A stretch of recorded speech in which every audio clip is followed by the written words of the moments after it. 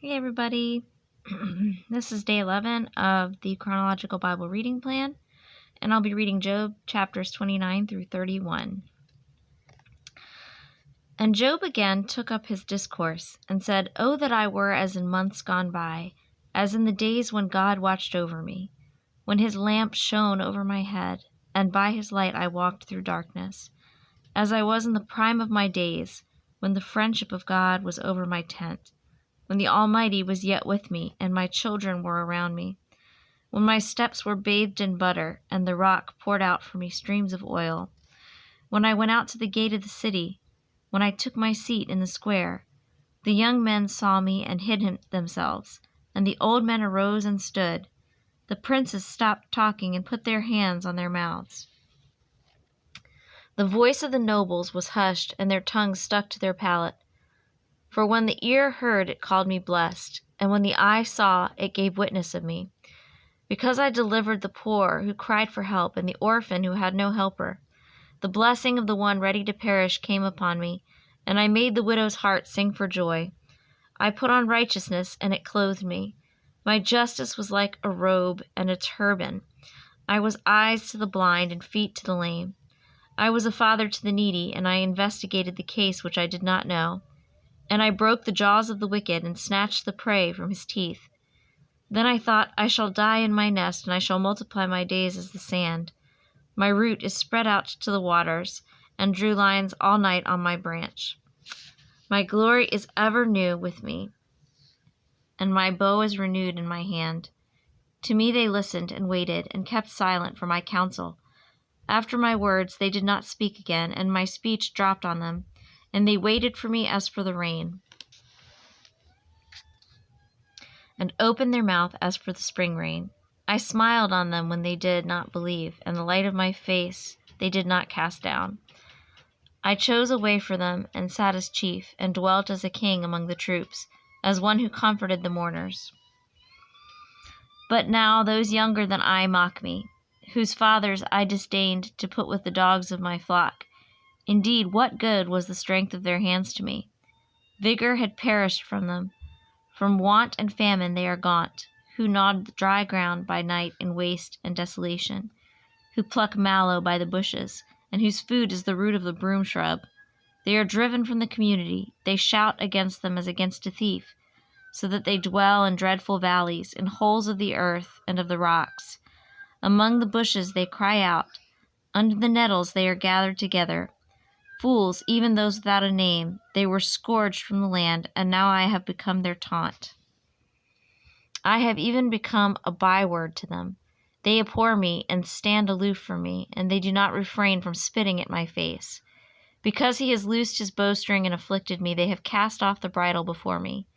On the right hand their brood arises. They thrust aside my feet and build up against me their ways of destruction. They break up my path. They profit for my destruction. No one restrains them. As though a wide breach they come. Amid the tempest they roll on. Terrors are turned against me. They pursue my honor as the wind, and my prosperity has passed away like a cloud. And now my soul is poured out within me. Days of affliction have seized me. At night it pierces my bones within me, and my gnawing pains take no rest. By a great force my garment is distorted. It binds me about as the collar of my coat. He has cast me into the mire, and I have become like dust and ashes. I cry out to thee for help, but thou dost not answer me. I stand up, and thou dost turn thy attention against me. Thou hast become cruel to me.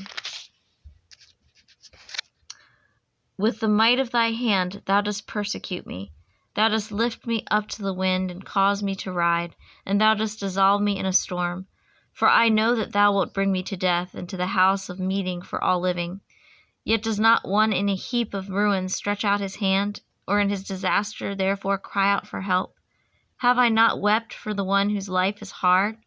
Was not my soul grieved for the needy? When I expected good, then evil came. When I waited for light, then darkness came. I am seething within and cannot relax.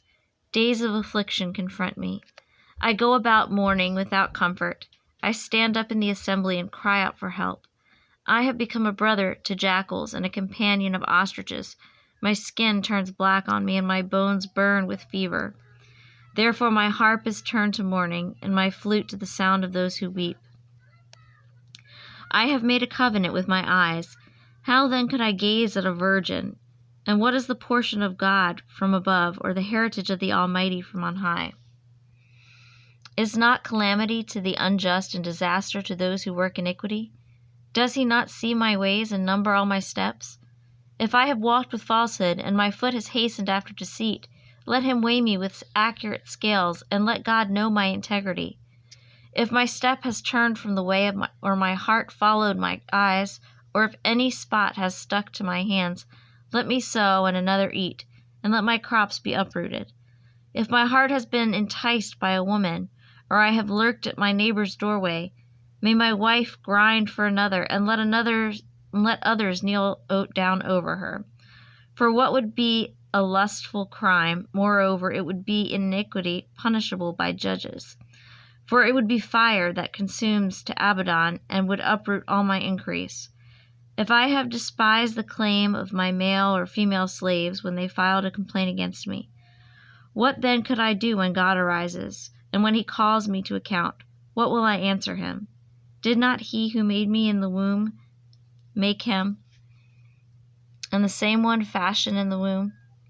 If I have kept the poor from their desire, or have caused the eyes of the widow to fail, or have eaten my morsel alone, and the orphan has not shared it, but from my youth he grew up with me as with a father, and from infancy I guided her.